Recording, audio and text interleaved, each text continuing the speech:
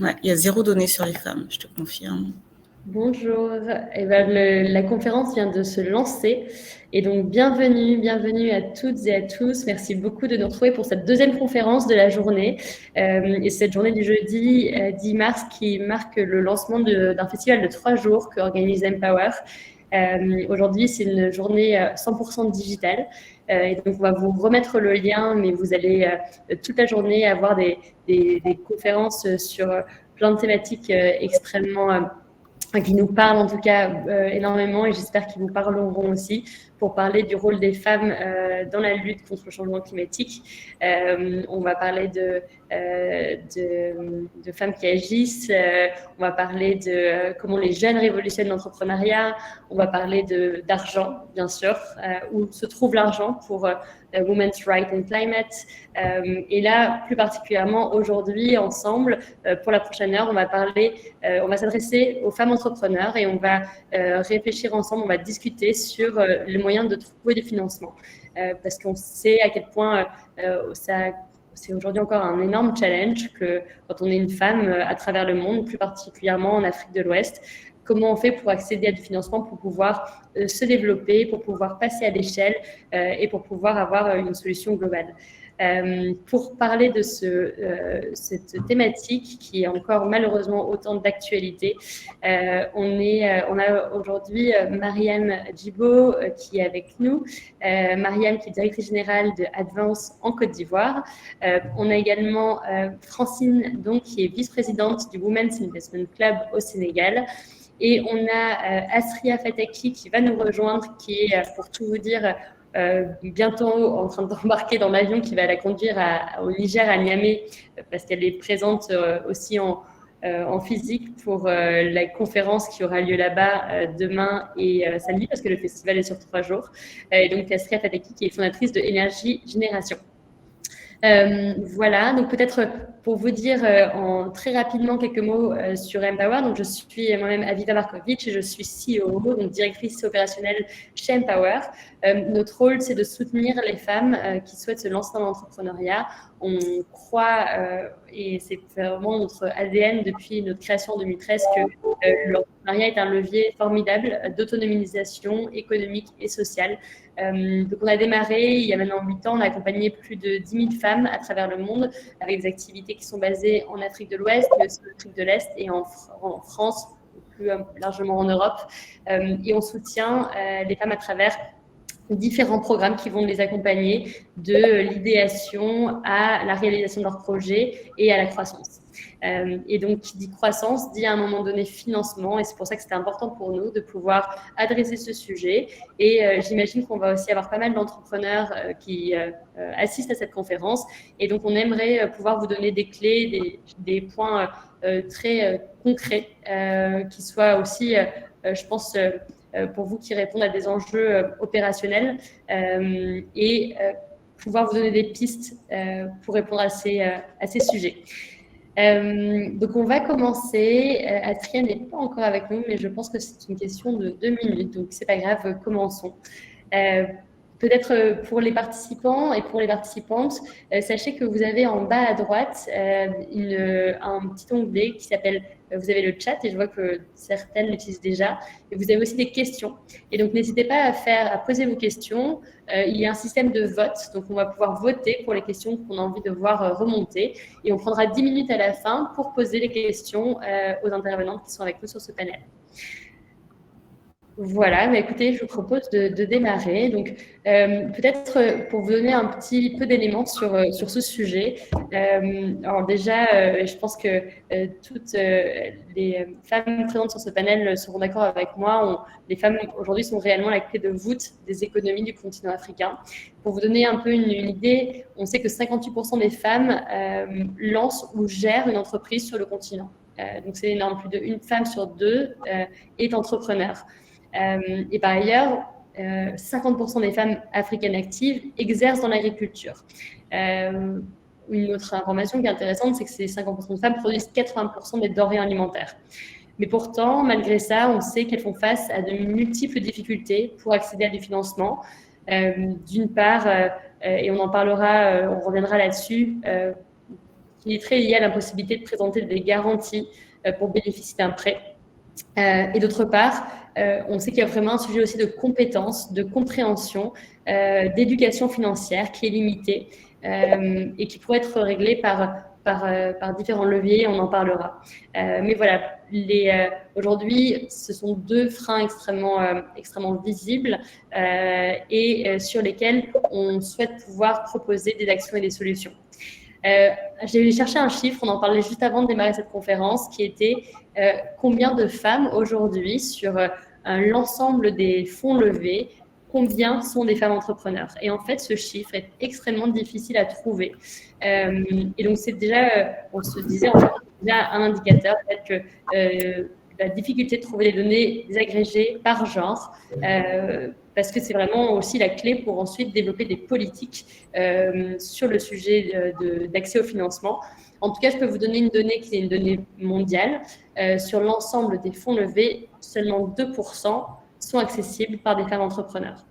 Un chiffre que je trouve aussi intéressant, c'est qu'on se rend compte, et ça c'est une étude que j'ai pu mener aux États-Unis, mais aussi dans plusieurs pays européens, quand on a des équipes avec 100% d'hommes, elles ont plus de chances de lever des fonds que des équipes mixtes avec des cofondateurs femmes et hommes. Voilà, donc en fait, il y a un sujet, il y a un vrai sujet de genre, il y a un vrai sujet en face peut-être aussi de billets de la part des personnes qui financent. Et on va essayer aussi d'adresser ce sujet pendant le panel. Voilà, donc j'ai fini cette introduction. Maintenant, je vais passer la main à nos panélistes qui sont présentes pour qu'elles puissent se présenter et expliquer en quelques mots ce qu'elles font. Mariam, est-ce que tu as envie de démarrer ? D'accord, merci Aveva, merci pour cette opportunité, pour cette plateforme. Donc moi je suis la directrice générale d'Advance Côte d'Ivoire. Advance Côte d'Ivoire est une institution de microfinance qui fait partie d'un groupe beaucoup plus large qui a des présences donc dans 9 pays d'Afrique et d'Asie, mais la Côte d'Ivoire est la seule la seule filiale gérée des pays UMOA. Donc nous notre métier c'est d'adresser des cibles de population qui en général ont difficilement accès aux banques traditionnelles, donc aux banques commerciales. Donc c'est avec des méthodologies, que ce soit la proximité qu'on a avec les clients, que ce soit les process d'ouverture de compte ou que ce soit les politiques de garantie. On essaie de rendre les services financiers accessibles au plus grand nombre. Et ça, donc dans les zones urbaines et en zone rurale. Donc, Advance Côte d'Ivoire, c'est 160 000 clients en Côte d'Ivoire. Le groupe, c'est plutôt 1 million de clients. Mais comme tu le disais, effectivement, je pense que les statistiques que tu citais tout à l'heure, les femmes qui représentent grosso modo 50% de la population active, on voit que dans nos institutions, par exemple, dans la microfinance en général, c'est pas plus de 30% de la clientèle. Dans les banques, c'est encore plus faible. Donc voilà, donc il y a vraiment une question qui se pose et voilà, et j'espère que aujourd'hui on pourra en discuter à bateau rompu. Voilà. Merci beaucoup Mariam pour cette présentation.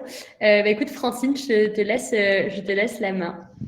Merci Aviva et bonjour à tous et à toutes. Merci déjà d'avoir associé le Women's Investment Club à cet événement.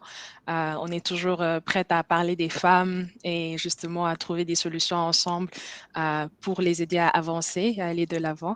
Je pense que c'est bénéfique à la société de manière générale et au monde. Et donc, pour revenir à qui je suis, donc Francine Dong, économiste au sein de l'Organisation internationale du travail, qui est l'agence des Nations Unies en charge des questions de l'emploi de manière générale, qui se lie aussi à tout ce qui est entrepreneuriat.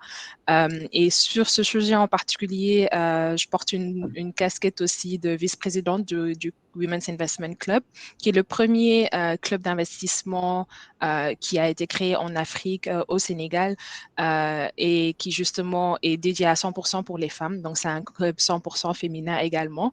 On a plus de 90 membres qui sont toutes des femmes et qui ont mis en commun leur épargne, justement pour appuyer des femmes entrepreneurs.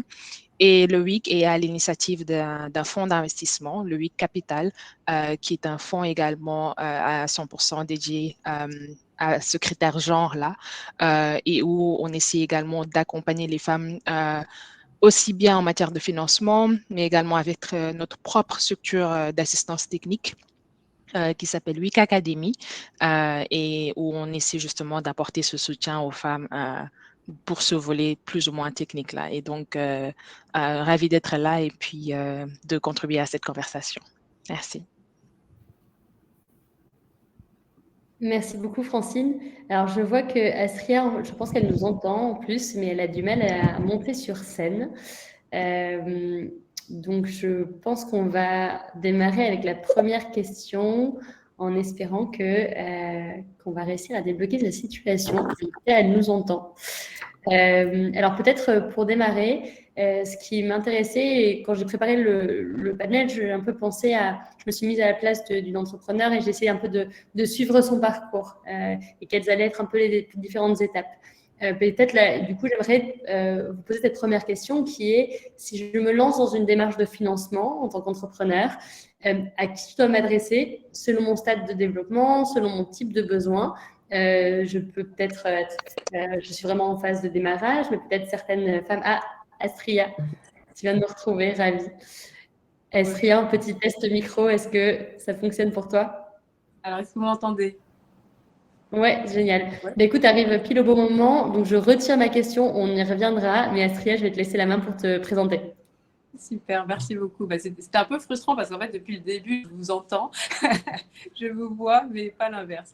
Donc, merci beaucoup. Donc, effectivement, comme tu disais tout à l'heure, à Viva, j'ai fait mon enregistrement alors à l'aéroport et je suis revenue pour participer à cette conférence.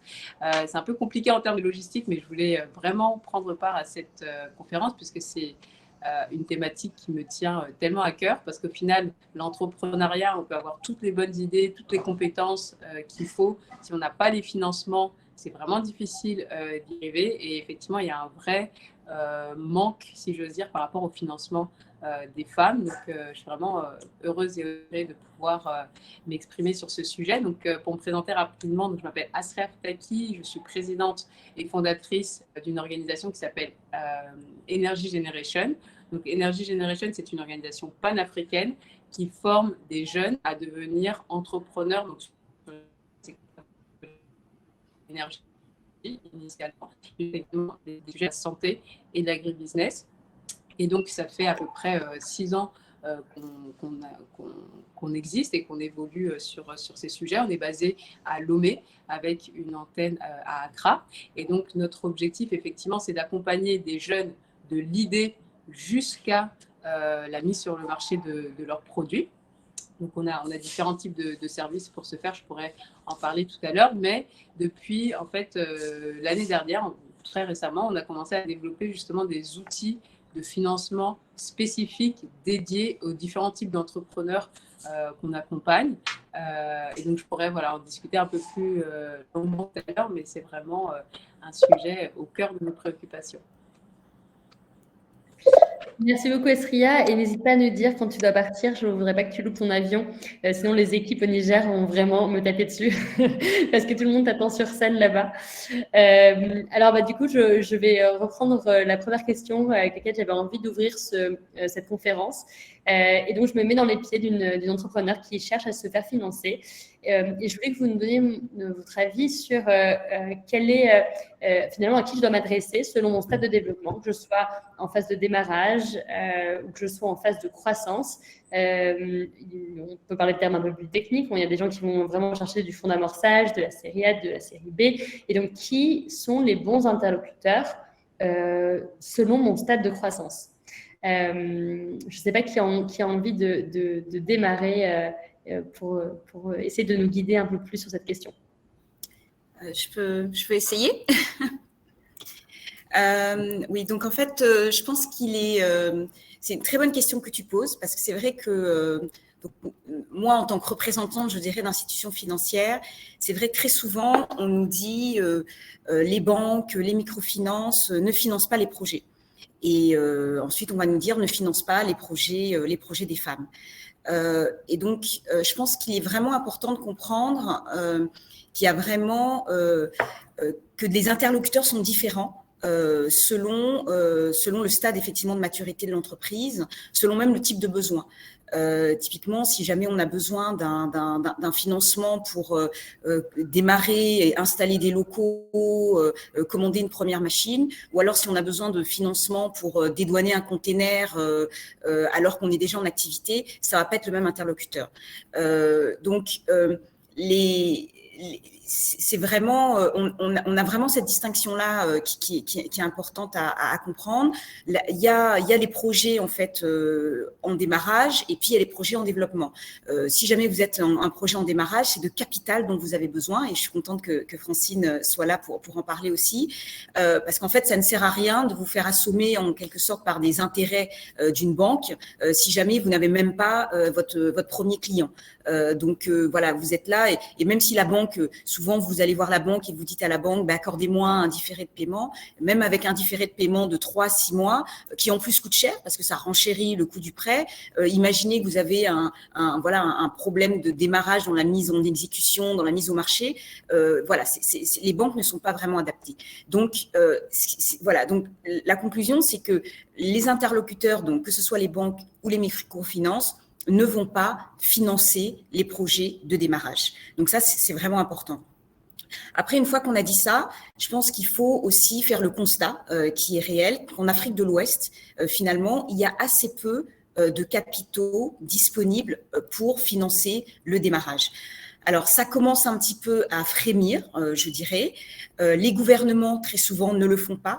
Les gouvernements vont vous dire qu'ils n'ont pas assez d'argent pour financer des choses, des projets ou des stades de maturité d'entreprise qui sont risqués. Ils ont souvent une vision qui est très, je dirais, court-termiste, donc ils pensent tout de suite, je dirais, un rendement court terme plutôt que, je dirais, un impact sur le long terme. Peut-être une problématique aussi chez nous, aussi de politique et de durée de mandat, etc., qui fait que c'est vrai qu'il y a peu de gouvernements qui ont lancé des fonds de capital risque et qui sont prêts à perdre de l'argent pour financer des jeunes entrepreneurs. Du côté du secteur privé, ça commence à bouger un peu puisqu'on a des entreprises, des grandes entreprises qui vont monter des fondations, qui vont faire des prix à l'entrepreneuriat, qui vont sponsoriser des incubateurs. Donc ça aussi, ça frémit. Et puis, on commence à avoir effectivement, avec l'exemple du We Capital notamment, des fonds de capital risque qui se créent. Sur l'exemple de ce qu'on a dans d'autres régions d'Afrique, notamment en Afrique de l'Est, où ils sont vraiment beaucoup plus actifs. Et on commence à avoir des fonds d'investissement avec des thèses qui sont pour l'instant parfois très orientées vers la tech. Donc, il y a certains pans entiers, je dirais, d'activités, notamment en zone rurale, qui sont souvent complètement oubliés parce qu'on ne connaît pas, parce qu'on ne sait pas comment aborder, parce qu'en plus du risque de la maturité du projet, il y a en plus le problématique des aléas climatiques. Je pense que vous en aurez l'occasion d'en parler dans les prochains panels. Donc finalement, on se retrouve, les banques et les microfinances en tout cas, se retrouvent finalement un peu tout seuls, mais pour souvent financer des stades de maturité d'entreprise qui sont pas vraiment adaptés, avec lesquels ils ne sont pas en adéquation. Donc finalement, ce qui nous reste, j'ai envie de dire, pour financer ces phases-là des jeunes entrepreneurs, c'est notre réseau social. Et donc aussi, je pense que je suis vraiment très contente de voir en plus dans le chat plein de réseaux de femmes entrepreneurs, de femmes en action. Vraiment, c'est fantastique. Moi, j'y crois. Donc, s'appuyer vraiment sur des réseaux. Vraiment, même les Américains ont mis un terme là-dessus. Ils appellent ça le love money.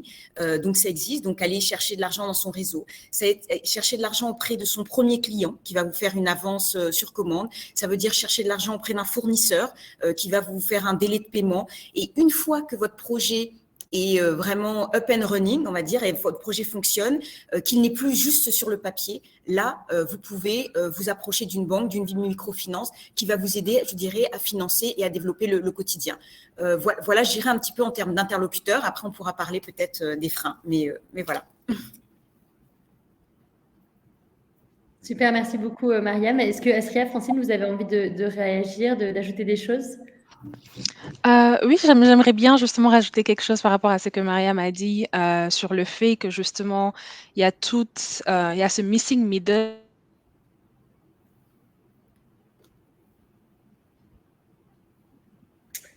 Je crois, Francine, qu'on a perdu. On t'a perdu. Ah, ça y est, je vois à nouveau ton visage bouger. Je crois que c'est bon.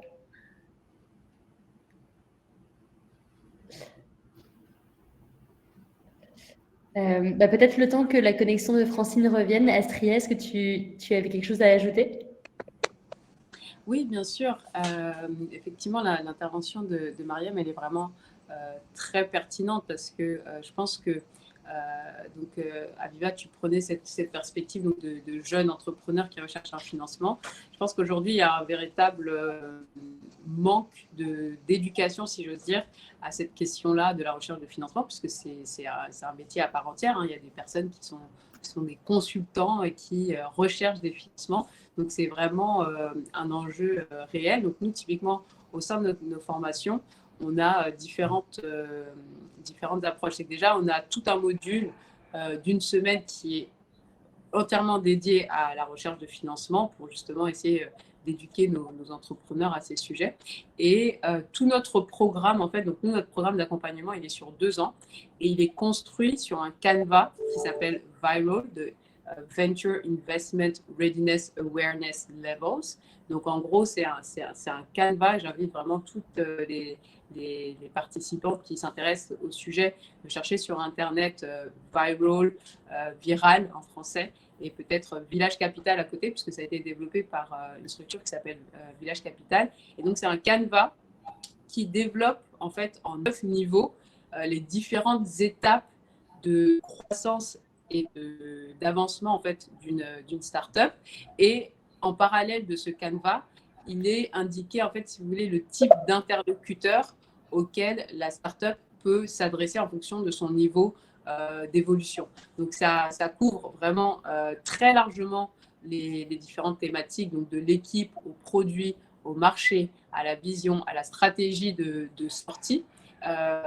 Et sur les 9 niveaux, donc de l'idée jusqu'à une potentielle sortie, une exit comme on dit dans le milieu, pour que vraiment les entrepreneurs, si elles s'approprient cet outil, elles peuvent déjà faire un autodiagnostic de là où elles en sont sur leurs différents niveaux et ensuite comprendre à quel type d'acteurs elles peuvent aller s'adresser pour chercher un financement. Donc ça, je trouve que... Et c'est aussi assez intéressant parce que cet outil, il peut être utilisé dans l'autre sens, c'est-à-dire si je veux aller demander un financement, par exemple, chez un venture capital ou auprès d'une banque ou justement auprès de business angel, de love money, comme on dit, comme ça a été dit tout à l'heure, quels sont les critères minimaux que je dois remplir pour pouvoir légitimement m'adresser à ces personnes. Donc, nous, vraiment, on accompagne nos entrepreneurs sur chaque thématique, niveau par niveau, pour que leur entreprise soit structurée de façon convenable pour pouvoir après s'adresser à des investisseurs. Oui, en parallèle de ça, oui, c'est effectivement un point extrêmement important parce qu'en fait, au-delà d'une simple proposition de valeur, un investisseur ira chercher certaines informations comme pouvoir montrer déjà des chiffres, on appelle ça dans le jargon des KPI, pour montrer que voilà, qu'il y a des utilisateurs, des utilisatrices potentielles, il y a un marché qui est là, qui a déjà été un peu testé, il y a une réponse. Et donc, sans ces données-là, c'est vrai que c'est extrêmement difficile de convaincre n'importe quel investisseur de mettre de l'argent. J'ai partagé sur le chat, vous verrez l'outil dont Astria parle. Super, merci beaucoup Aviva. Et c'est vrai, effectivement, quelque chose qui manque beaucoup chez les entrepreneurs en Afrique, mais aussi ailleurs, c'est qu'on est tellement pris dans son projet qu'on oublie de documenter ce qu'on fait. Par exemple, si on a un prototype, un produit qui marche, oui, c'est bien de l'avoir, mais il faut avoir au moins une fiche produit qui explique clairement qu'est-ce qu'on fait pour pouvoir le présenter à des investisseurs pour qu'ils puissent se positionner concrètement sur le sujet. Donc ça, c'est vraiment un outil, moi, je le trouve extrêmement utile. Je ne vais pas en parler plus parce qu'il parle par lui-même, hein, il tient sur une feuille A4. Il est très utile. Et nous, c'est la base de notre travail. Ensuite, en parallèle, on est en train de créer un fonds justement de capital risque, donc qui va pouvoir investir des montants donc, qui vont de 10 000 euros à 350 000 euros pour justement combler ce gap en fait, de financement. Donc, on a eu la chance d'avoir le soutien de l'Union européenne pour faire une étude de faisabilité de ce fonds. Donc, il a été déjà dimensionné. Donc, on voit aujourd'hui la taille du fonds et les objectifs. Donc, on parle d'un fonds quand même assez conséquent puisqu'il aura une portée panafricaine. Et actuellement, on est en pleine phase de levée de fonds. On a déjà eu des manifestations d'intérêt assez fortes de la part de DFI comme Proparco, l'AFD ou encore la Banque européenne d'investissement. Ils ne sont pas forcément à l'aise avec l'outil puisque justement, il s'agit de faire des petits tickets dans beaucoup de structures à une échelle panafricaine puisque nous, en fait, on est basé à Lomé, mais on reçoit des entrepreneurs de toute l'Afrique. Jusqu'à présent, on a eu 17 nationalités représentées. Donc, ils sont venus à Lomé pour suivre nos programmes et ensuite qui retournent dans leur pays. Et du coup, les grandes institutions ne sont pas encore à l'aise avec ce type d'outils. Mais en même temps, comme le disait Mariam tout à l'heure, c'est vraiment essentiel, selon nous, de pouvoir financer cette phase d'amorçage à un niveau systémique, si j'ose dire, systématique, puisqu'effectivement, il y a des fondations, parfois il y a des appels à projets, parfois il y a des qui font que, voilà, certaines entrepreneurs peuvent trouver des opportunités, mais ce n'est pas systématique. Et du coup, nous, l'idée, c'est de pouvoir créer un outil, un guichet, si j'ose dire, qui fait que les entrepreneurs, lorsqu'ils atteignent un certain stade, en l'occurrence, le niveau, c'est l'équivalent du niveau 3 du Canva Viral qu'on a présenté, ils vont pouvoir solliciter un financement d'amorçage, donc avec d'abord un prêt d'honneur qui va de 0 à 50 000 euros, enfin de 10 000 à 50 000 euros sous forme d'un prêt d'honneur. Et si l'expérience du prêt d'honneur est positive, alors ils pourront solliciter un investissement entre 100 000 et 350 000 euros. Donc voilà un peu les sujets sur lesquels on travaille. Super, merci beaucoup. Et du coup, c'est une très belle initiative pour combler ce gap dont on parlait. Francine, je ne sais pas si je crois que tu voulais aussi réagir sur ce sujet. Oui, justement, j'étais juste en train de parler de ce gap-là et de ce missing middle avant d'être coupé par la connexion. Donc, Internet n'est pas de mon côté aujourd'hui, mais j'espère que ça ira mieux. Et du coup, ce que je voulais mentionner vraiment juste pour revenir sur 2 points de manière générale, c'est l'importance justement pour les entrepreneurs de poser des décisions plus éclairées, tu vois, parce que lorsqu'elles ont une culture financière, lorsqu'elles savent ce qui se passe sur le marché, quels sont les mécanismes qui sont disponibles à elles, elles sont en mesure justement d'évaluer leur solvabilité avec davantage d'objectivité et d'être en mesure justement de savoir identifier quel mécanisme correspond le mieux à leurs besoins. Et donc, ça paraît évident, mais ça ne l'est pas forcément. Justement, avec Week Capital, au tout début, il s'agit de beaucoup d'explications, aussi bien au niveau des bailleurs de fonds, mais aussi pour les entrepreneurs, pour expliquer le concept déjà de prise en participation en capital, parce qu'elles ne sont pas familières de ces concepts-là de manière générale. Et puis la valeur ajoutée, c'est que on s'est dit également qu'on ne peut pas juste leur donner de fonds sans les accompagner, parce que si on leur laisse l'opportunité justement de partir sans accompagnement, beaucoup vont se retrouver à se poser des questions où exactement est-ce que je dois investir, dans quoi exactement je dois investir et où est-ce que je dois mettre le focus.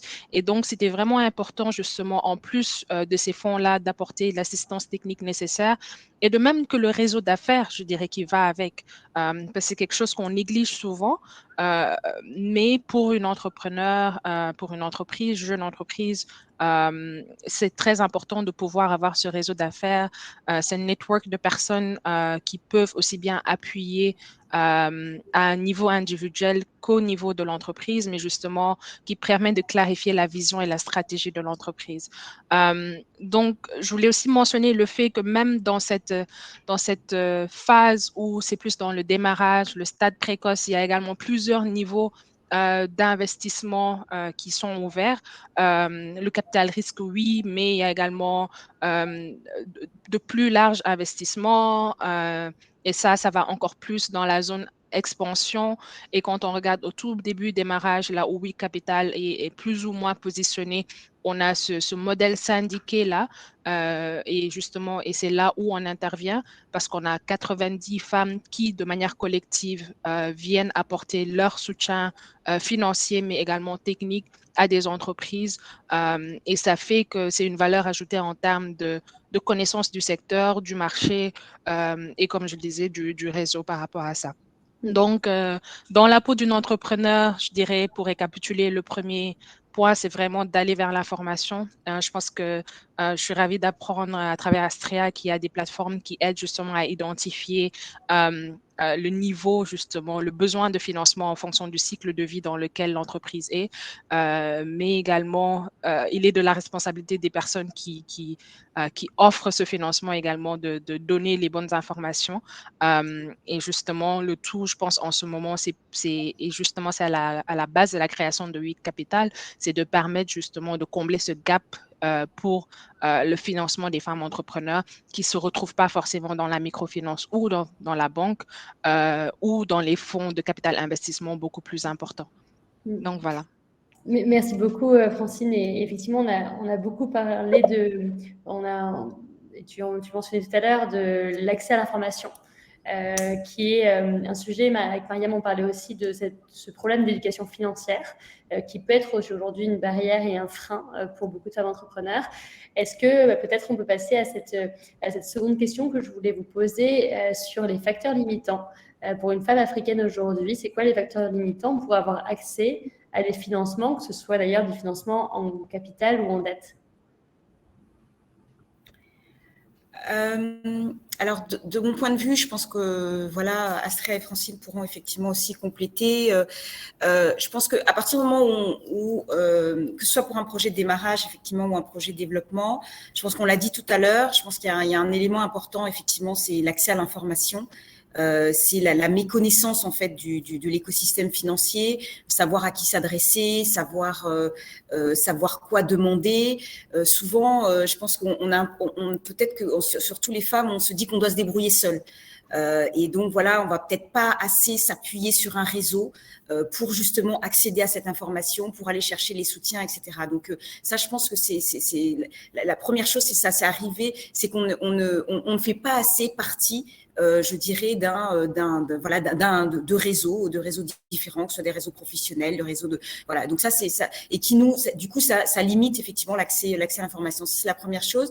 La deuxième chose effectivement, je dirais, mais là c'est pas commun aux femmes, on en a parlé tout à l'heure et les plateformes comme celle d'Astria sont là pour ça, mais c'est tout ce qui a trait à la solidité du projet, que ce soit pour aller chercher du capital, que ce soit il y a des éléments clés qu'il faut présenter. Il faut avoir une équipe, il faut avoir un facteur de différenciation par rapport au marché, il faut avoir testé, il faut avoir montré que voilà, on a 2-3 clients, le produit a marché, enfin bon, voilà, construire un projet en fait qui fonctionne. Et pour ça, il faut être appuyé, il faut être appuyé et puis vraiment ne pas se dire que voilà, j'ai une idée parce qu'il y a plein de gens qui ont des idées, mais la difficulté en fait c'est de l'exécuter. Et souvent pour l'exécuter, il faut être à plusieurs. Et je suis très étonnée de la statistique que tu donnais au départ en disant finalement quand on a une équipe diverse, on a moins accès au capital que quand on a une équipe exclusivement féminine. Vraiment, je suis très étonnée par ces statistiques. Mais bon, en tout état de cause, c'est vrai que la solidité du projet est vraiment importante.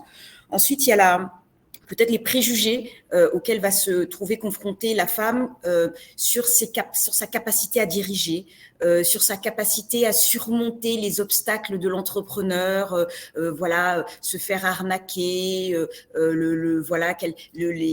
peut-être qu'on voit la femme, peut-être sur des projets sociaux. Alors dès que le projet va devenir un petit peu trop, je sais pas moi, risqué ou entrepreneurial ou technique, on va douter. Donc c'est vrai que on va se retrouver face à des institutions financières ou des investisseurs, contre qui il va falloir casser ces préjugés et démontrer de manière un peu plus forte qu'on est plus capable qu'un homme de monter ce projet-là pour telle et telle raison, parce qu'il y a beaucoup de préjugés. Ensuite, l'autre chose, je dirais, c'est c'est tout ce qui a trait aux garanties. Donc là, c'est plutôt, je dirais, pour une activité qui se développe. On est dans des sociétés patriarcales. Les femmes ont peu de garanties. On n'a pas forcément accès au foncier. Quand on parle d'une zone rurale, par exemple, et qu'on veut financer une activité en zone rurale, les femmes, elles peuvent être propriétaires, mais souvent, elles ont les petites parcelles. Dès qu'on dépasse 3 hectares, voilà, c'est détenu par les hommes. Dans les microfinances, par exemple, on a des politiques de garantie qui sont assez flexibles. On va accepter, par exemple, des voitures, des véhicules, voilà, mais les femmes n'ont pas de véhicules. Donc c'est vrai que ça va limiter aussi, parce que dans tout instrument de dette, voilà, l'institution financière va chercher à se protéger.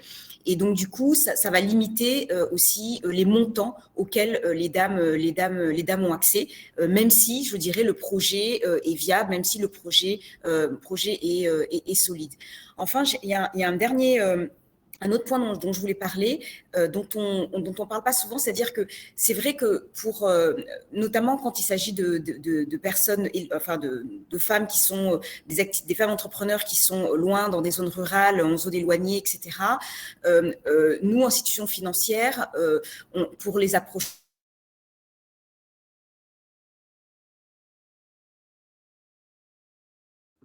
Mariam, ton micro s'est coupé. Voilà. Donc, je disais que pour approcher les femmes, notamment en zone rurale, on essaie d'utiliser aussi des moyens digitaux. Donc, et de passer notamment par des systèmes de prêts digitaux qui sont sur des wallets, etc. Mais on a un vrai problème au niveau de l'ouverture des comptes sur l'identification. Pour avoir un compte bancaire, il faut être identifié, il faut avoir une pièce d'identité.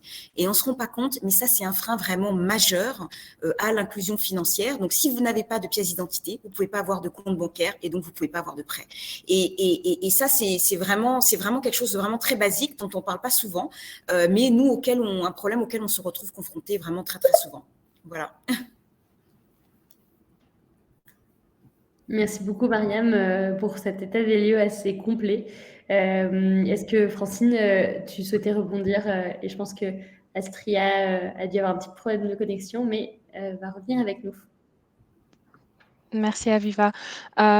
Juste peut-être pour rebondir sur certains points que Mariam a déjà abordés d'ailleurs, c'est je dirais, on pourrait se positionner de part et d'autre de l'équation. On parle de pas assez d'accès à l'information, certes, mais également il y a un volet perception faussé un peu, où par exemple, je vois qu'il y a une étude qui a été menée par la Banque africaine de développement justement sur les marchés du crédit de 47 pays africains, et ils ont montré que justement, les femmes s'auto-excluent du marché parce qu'elles s'estiment peu solvables et donc automatiquement elles ne demandent pas de prêt, de ligne de crédit, elles ne vont pas à l'encontre des investisseurs et on s'est rendu compte justement à travers cette étude que c'est un vrai problème qui a des racines, je dirais, beaucoup plus profondes que ce à quoi ça a l'air en fait, parce qu'au final ça revient à des perceptions culturelles ou de manière générale, où les femmes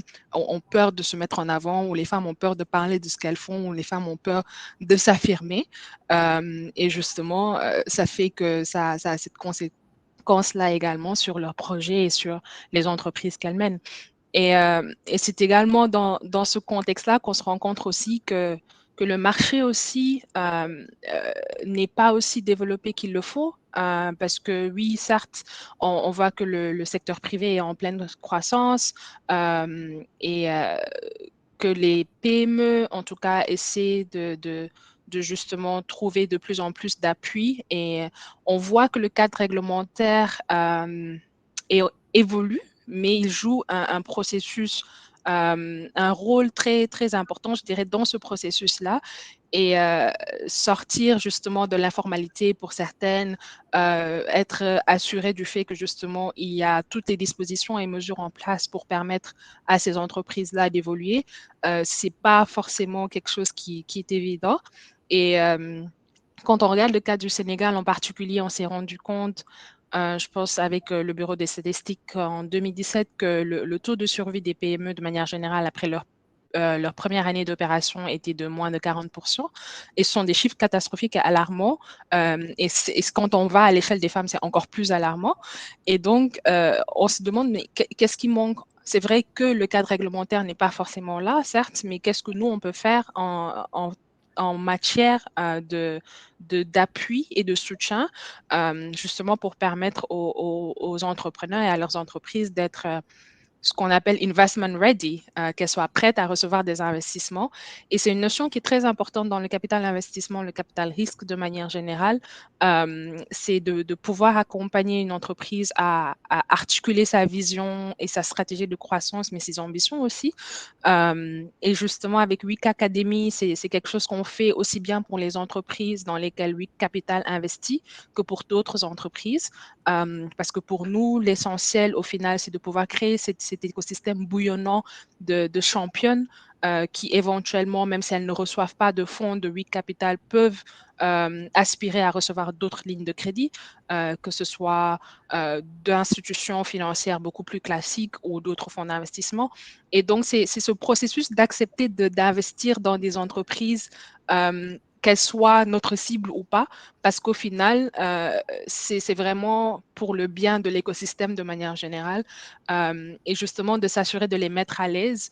Et c'est quelque chose que je dis souvent parce que ça revient à ce volet culturel, à ce volet où on est souvent bridé et où on nous empêche souvent de nous exprimer et qui font que certaines, même au niveau de leur vie professionnelle, se retrouvent à des niveaux où qu'elles auraient pu dépasser depuis longtemps.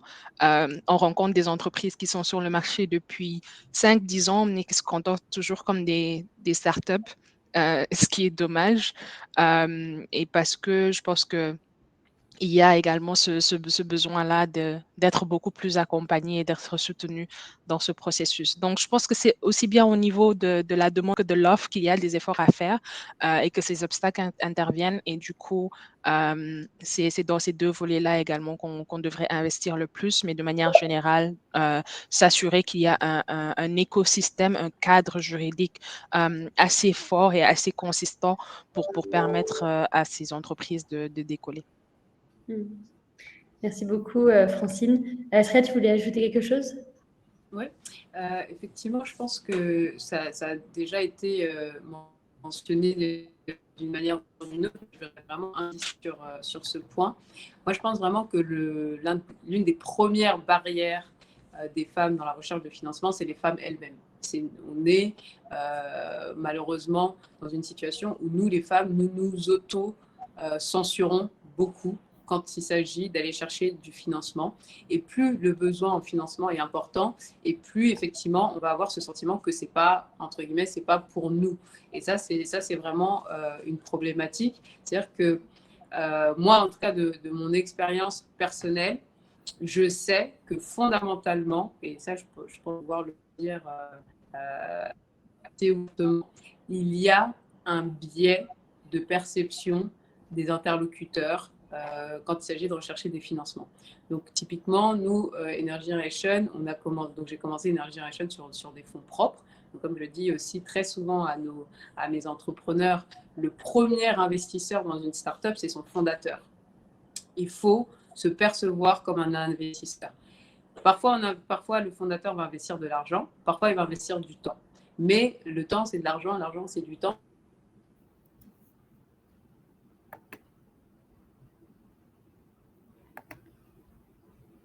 On a perdu Astria. Peut-être pour compléter ces propos sur la question des freins qu'on peut se mettre en tant que femme entrepreneur, il y a des données que j'avais pas mal étudiées, et là, c'est des données qui sont disponibles aux États-Unis qui montrent que les femmes demandent en moyenne jusqu'à 30% de moins que les hommes quand elles vont chercher du financement. Donc, ça veut dire que quand je vais présenter mon business plan et que je vais aller pitcher, j'ai tendance à aller chercher jusqu'à 30% de moins que les hommes, ce qui est un écart assez énorme. Et ça, je reviens à ce que Asria disait, et elle mentionnait du coup des freins, et je pense que c'est vraiment pas une question d'ambition. Pas du tout, c'est plutôt simplement le fait de se dire est-ce que les femmes finalement ont suffisamment confiance en elles pour se dire mais en fait tout à fait je peux aller chercher ces montants parce que aujourd'hui il y a le marché, j'ai tous les indicateurs qui me prouvent que c'est possible. Mais pour autant, elles n'osent pas. Et donc, d'avoir en face d'elles aussi des personnes qui peuvent les challenger sur ces business plans et peut-être aussi leur dire, les mentorer, les accompagner pour lever ces freins. Ça me semble assez essentiel dans cette démarche de pouvoir s'ouvrir à ces systèmes de mentorat. Ça m'amène à une de mes dernières questions avant de prendre les questions du public. Et du coup, navré pour Astria qui a été coupée. J'espère qu'elle pourra revenir. Mais donc, peut-être de manière un peu plus générale, est-ce qu'il y a des conseils très pratiques que vous voudriez donner aux femmes entrepreneurs qui nous écoutent? Vous en avez abordé certains. Francine, pendant qu'on préparait ce panel, Astria est-il de retour?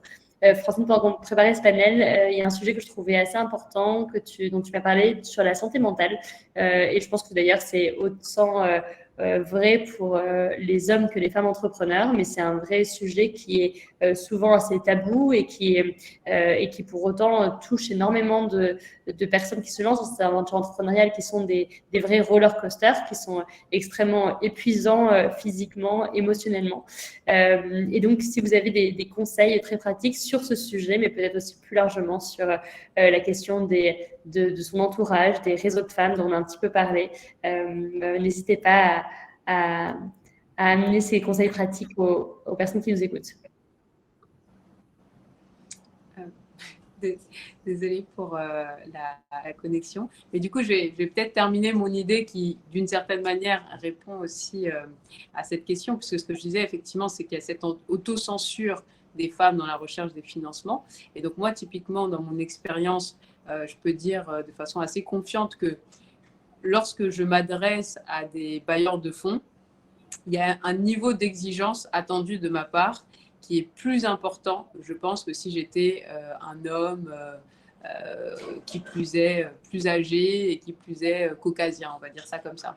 Donc forcément, en tant que jeune femme africaine entrepreneur, on a un effort supplémentaire à faire dans la recherche de financement. On ne peut pas enlever cette réalité, puisque ce qu'il faut savoir, c'est que c'est difficile pour les femmes de rechercher des financements, mais c'est tout aussi difficile pour des femmes d'être dans une position de gérer des fonds, de gérer des financements et du coup de pouvoir octroyer des financements. Donc la majorité des personnes aujourd'hui qui octroient des financements sont des hommes. Et du coup, ça fait que ça vient avec son lot de biais sur lesquels on travaille tous les jours pour les changer. Mais il est important que les femmes aient cette réalité-là à l'esprit et savent, et c'est triste, mais c'est une réalité qui peut être surmontée, qu'elles vont avoir besoin de faire un peu plus de travail, un peu plus de bruit pour atteindre leurs objectifs en termes de recherche de financement. Et aussi quelque chose que les femmes ont tendance à faire, et moi la première, c'est à sous-estimer en fait leur accomplissement. Et quand elles vendent leur projet, elles veulent être très conservatrices. Moi, typiquement, j'aime bien créer la bonne surprise. Donc, c'est-à-dire que quand j'annonce mes objectifs, j'annonce des choses très conservatrices de manière à me dire, ah bah, si ça marche vraiment comme je pense, ça va être beaucoup mieux et ça va créer une bonne surprise. Là où les hommes, ils vont avoir tendance, lorsqu'ils recherchent du financement, à annoncer des chiffres et des objectifs extrêmement ambitieux, extrêmement forts, à être très volubiles, on va dire, sur ce qu'ils comptent faire, alors que les femmes vont être beaucoup plus timides.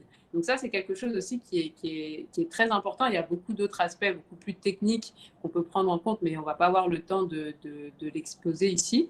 Mais si je pouvais donner vraiment un conseil aux femmes dans le cadre de la recherche de leur financement, n'hésitez pas à être ambitieuse et à défendre en fait votre projet de façon la plus, j'ai pas envie de dire agressive parce que le terme est peut-être pas approprié, mais en tout cas la plus dynamique possible, parce que fondamentalement vous allez avoir plus d'obstacles que d'autres pour arriver au même résultat. Donc c'est pas évident. Mais comme vous pouvez le voir sur ce panel et même dans le chat, il y a énormément d'autres femmes qui sont dans cette dynamique. Et du coup, mettez-vous en réseau, demandez des conseils, essayez, voilà, rapprochez-vous de personnes qui l'ont déjà fait pour pouvoir justement y arriver. Mais nous toutes, en fait, on est dans cette on est encore dans cette phase où on est un peu pionnière, où on doit, si j'ose dire, ouvrir la voie pour celles qui viendront après nous. C'est un challenge, mais on a tout ce qu'il faut pour y arriver. Il nous reste 10 minutes et j'avais promis au public qu'on prendrait leurs questions. Et peut-être que vous pourrez d'ailleurs intégrer d'autres éléments que vous souhaitiez discuter à travers ces questions.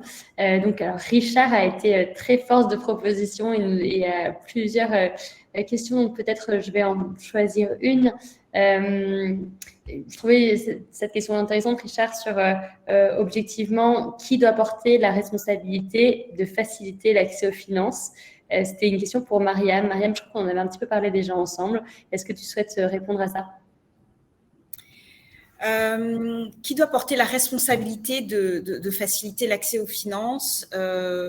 Je pense qu'on a, c'est une responsabilité qui est honnêtement qui est collective. Tout à l'heure, Francine l'a dit, il y a une problématique du côté de la demande et il y a une problématique du côté de l'offre.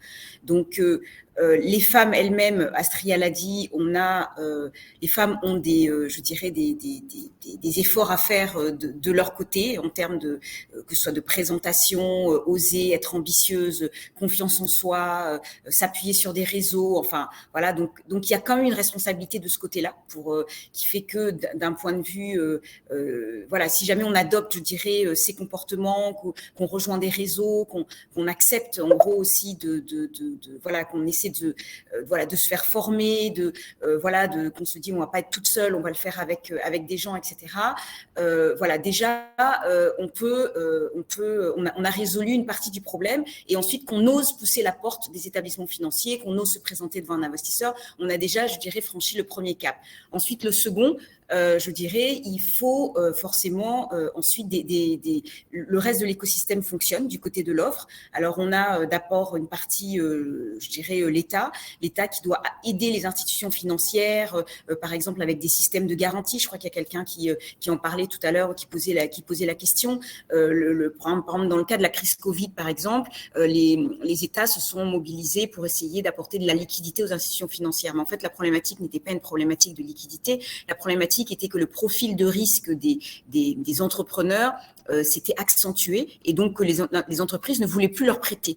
Et donc, les institutions financières, ne voulaient plus leur prêter. Et donc, dans ces cas-là, s'il y avait eu des mécanismes de co-garantie, là, on aurait pu continuer, je dirais, à financer l'économie, financer des gens qui étaient dans des activités, je dirais, impactées, la restauration, l'événementiel, etc. Donc, il y a une grosse part de la part des gouvernements pour appuyer les institutions existantes. Ensuite, on a les institutions, je dirais, elles-mêmes qui ont une part de responsabilité. Nous, dans le groupe Advance, on essaie déjà d'avoir des données, parce qu'en fait, ça c'est vraiment important d'avoir des données désagrégées par genre. On a en Côte d'Ivoire, par exemple, une politique nationale d'inclusion financière. Il n'y a pas de données sur les femmes. Vous allez regarder dans le document sur la BCAO, sur la bancarisation, il n'y a pas de données genrées. Et donc, quand on n'a pas de données sur le genre, on ne peut pas améliorer la manière de servir les femmes, la manière d'accompagner les entrepreneurs. C'est pas possible parce que on ne sait pas, on n'a pas des statistiques sur comment elles remboursent, on n'a pas des statistiques sur quel type de garantie, on n'a pas de statistiques sur le type de besoin. Donc la première chose, c'est vraiment de notre côté, segmenter nos portefeuilles et avoir des données genrées. Donc, c'est ce qu'on a commencé à faire chez Advance. Ensuite, développer des produits qui sont bien plus adaptés. Ça aussi, c'est notre responsabilité, une fois qu'on a compris ce dont elles ont besoin. Donc, par exemple, sur la problématique de garantie, nous, dans toutes nos filiales chez Advance, on a commencé à travailler sur tout ce qui est flexibilisation de la politique de garantie. Donc, si jamais vous arrivez chez nous, vous dites, bon voilà, j'ai pas de voiture, j'ai pas de titre foncier, j'ai pas tout ça. Donc, on va vous parler du cautionnement solidaire, où vous allez vous associer à quelqu'un et une autre dame et vous allez vous cautionner l'une l'autre. On va vous parler de votre historique crédit, des choses que les anglophones connaissent très bien, le credit scoring. On va dire, une première fois, ça va être un petit peu dur, mais la première fois, si tu rembourses bien, après, on va simplifier et on va diminuer en fait les exigences de garantie selon le profil et l'historique de remboursement de la dame. Et ça, on le fait vraiment uniquement pour les femmes et c'est vraiment dans notre souhait donc on a des responsabilités, comme je disais, la segmentation, le portefeuille produit, se rapprocher des clientes, avoir des points de distribution. Les dames, si elles n'osent pas venir chez nous, il faut qu'on aille vers elles. Donc ça aussi, c'est aussi notre responsabilité. Et puis je dirais enfin, voilà, globalement, je dirais en tant que femme dirigeante, notamment quand on arrive à des positions comme celle de Francine, comme la mienne, voilà, on a aussi une responsabilité qui est de faciliter, de créer des écosystèmes. Astria le disait, il y a des préjugés parce qu'on se retrouve principalement en face d'hommes caucasiens. Ben voilà, l'idée c'est qu'il y ait plus de gens comme nous pour aussi donc aussi en tant que dirigeante, on peut aussi faciliter, je dirais, le recrutement de femmes dans nos institutions et pas seulement le recrutement, je dirais, à des postes de caissière ou d'argent de clientèle, mais vraiment accompagner les femmes pour les faire monter à des postes de direction, des postes de décision où elles pourront influer sur l'écosystème du financement. Voilà. Merci beaucoup, Mariam, pour cette réponse extrêmement complète. J'espère que Richard, ça te donne des pistes pour ta question et bien sûr pour toutes les participantes. On va prendre peut-être une dernière question. Chloé demandait quels sont les réseaux qui permettent de déboucher sur des opportunités de financement pour les femmes en Afrique de l'Ouest. Je trouve que la question des réseaux est une question assez importante. Donc, bien évidemment, on retrouve les incubateurs, les accélérateurs. Empower, c'est tout à fait notre rôle aujourd'hui au Niger ou en Côte d'Ivoire de pouvoir connecter les femmes avec ces réseaux-là. Mais on fait plein d'autres choses. Donc, il y a certainement des réseaux qui sont aussi plus spécialisés et qui vont permettre de mettre ce premier pied à l'étrier et de rassembler aussi des bonnes personnes dans une pièce. Est-ce que vous avez des pistes, des exemples de réseaux qui sont intéressants de suivre et sur lesquels il pourrait être intéressant pour ces femmes de se connecter ?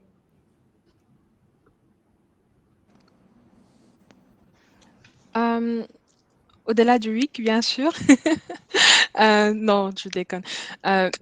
Au-delà du WIC, justement, je pense qu'il y a un réseau qui fait beaucoup de recherches et justement, il y a beaucoup d'accompagnement aux femmes entrepreneurs, c'est Women in Africa. Et je pense qu'ils cherchent également beaucoup à apporter ce soutien technique également aux femmes entrepreneurs. Mais justement, je pense que le réseau ne s'arrête pas seulement à ces grandes entités qui sont connues du grand public, j'ai envie de dire. Ça commence autour de soi, ça commence dans son propre pays, ça commence à l'échelle où on est, j'ai envie de dire, à travers les personnes justement qui sont passionnées de la cause et qui travaillent dans ce domaine au quotidien. Donc, il ne faudrait pas juste se limiter à une structure bien déterminée qui est là et qui est connue. Pour moi, c'est à nous d'aller vers les femmes entrepreneurs, mais c'est également à elles de venir vers nous. C'est un chemin que nous parcourons ensemble, j'ai envie de dire. C'est une belle aventure commune. Et je reviens à ça parce que justement, quand Astria parlait, ça m'a rappelé que même pour créer le WIC, c'était tout un parcours entrepreneurial auquel on ne s'était pas forcément rendu compte au tout début parce qu'on est parti on veut aider les femmes entrepreneurs, qu'est-ce qu'on peut faire? Et justement, juste avant de pouvoir aller vers ce club d'investissement, ensuite ce fonds d'investissement, c'était un travail de longue haleine, un parcours entrepreneurial où Astria, comme tu l'as dit, on est en face de personnes qui se demandent mais elle a quel âge, qu'est-ce qu'elle vient faire ici? Et donc, après, on apprend à bien communiquer, à justement être droite dans ses bottes. Et je pense que s'il y a un conseil que j'ai envie de donner, c'est justement pour nous, en tant que femmes, de manière générale, et pour les femmes entrepreneurs, à rester droites dans leurs bottes et à croire en elles et à s'assurer justement qu'elles sont entourées de femmes, de réseaux, de personnes qui les accompagnent dans cette marche-là.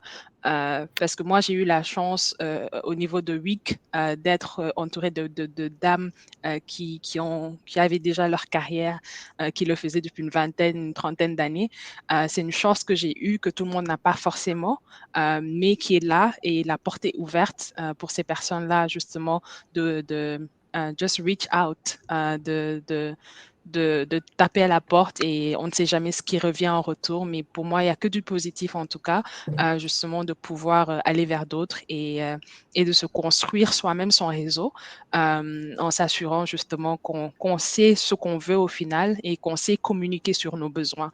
Parce que c'est une étape importante de savoir dire voici ce dont j'ai besoin et voici où je pense que qui serait pertinent pour nous d'avoir telle ou telle conversation. Parce que c'est assez ennuyant de devoir parler à quelqu'un qui ne sait pas encore ce qu'il veut. Et je pense que juste avoir une idée, une vision en tout cas, qui sera à clarifier et à structurer en tout cas, est déjà une très bonne étape. Et pour ça, il faut savoir où on veut aller. Et de manière individuelle et collective, je pense qu'on peut y arriver sur ce point-là. Je crois qu'un des premiers conseils qu'on m'a donné quand j'ai lancé mon entreprise, c'est qu'on m'a dit, en fait, ose demander. Et je me rends compte qu'en fait, à beaucoup d'occasions, je n'osais pas parce que je me mettais mes propres limites en me disant, de toute façon, ça n'intéressera pas l'interlocuteur ou l'interlocutrice. Donc, le just ask, je pense que c'est un des conseils les plus précieux qu'on ait pu me donner. On arrive à la fin, malheureusement, de ce panel. Je suis très triste parce que... oui, vas-y Astria. Est-ce que tu veux nous donner le mot de la fin? Un tout petit point en ce qui concerne les réseaux. Alors, une des problématiques qu'on a, c'est qu'en Afrique francophone, on a quand même assez à moins de ressources qu'en Afrique anglophone. Du coup, c'est... Ah, mince. Astria a été coupée. Je vous jure, ce n'est pas moi qui l'ai sortie parce qu'on est arrivé à la fin du panel. Bon, du coup, j'espère qu'elle va pouvoir se reconnecter pour pouvoir dire le mot de la fin. Mariam, Francine, est-ce que vous voulez prendre cette responsabilité de dire un dernier mot? Juste un petit mot. Voilà. Ah ben voilà, Astria est revenue. Astria, vas-y, il te reste vraiment 30 secondes. Bon, en tout cas, je vais dire, il y a 2 réseaux qui sont assez intéressants à regarder. C'est VC for Africa, VC for A. Donc, les ressources sont principalement en anglais, mais sont aussi très, très intéressantes. Et je crois qu'ils ont leurs vidéos de VC for A Academy qui sont aussi traduites en français. Donc, elles sont accessibles pour les francophones. Et ensuite, il y a un réseau qui s'appelle ABAN, African Business Angel Network. Et en général, ils sont en train de répliquer ce réseau-là. Donc, ils sont basés au Nigeria, mais ils sont en train de répliquer ce réseau dans les différents pays. Donc, c'est des réseaux donc, de business angel. Et ce qui est intéressant, c'est qu'en se rapprochant de ces réseaux-là, en plus de tous ceux qu'on a déjà mentionnés, les incubateurs, les accélérateurs et les femmes de votre entourage proches ou éloignés que vous pouvez solliciter, regardez aussi ces réseaux-là parce que c'est des personnes qui, par définition, vous savez qu'elles sont intéressées par le financement de projets de start-up. Donc, je trouve que c'est une bonne addition à tout ce qui a déjà été dit. Je voulais juste le mentionner. Merci. Merci beaucoup, Astria. Je vous ai mis les liens pour tout le monde dans le chat de ABAN et de VC for Africa. Merci beaucoup à toutes les trois. C'était un vrai plaisir de vous avoir. Je pense qu'on a, en tout cas, il y a eu plein de thématiques, il y a plein de choses que je vais retenir de cette conférence. Pour toutes les participants et les participantes, merci aussi de votre écoute active et de vos questions. Désolée de ne pas avoir pu tout couvrir, mais n'hésitez pas à solliciter les intervenantes sur Twitter ou sur vos réseaux. Connectez-vous sur LinkedIn. Continuons à développer ce réseau de femmes, ce qui est absolument essentiel. Et je vous invite du coup sur les autres conférences de la journée. N'hésitez pas à vous connecter, je vous retrouverai avec plaisir. Merci beaucoup Mariam, Francine, Astria. Astria, je te souhaite un beau voyage, un bon vol vers Niamey et belle journée à toutes. Je vous dis à très bientot. À très bientôt, beaucoup. Merci Aviva. Au revoir. Une dernière photo de fin. Je fais une dernière photo de fin. Vous pouvez brandir le bras, vous pouvez faire un sourire et on fait une dernière photo. Belle journée. Merci. Belle journée à toi. Au revoir.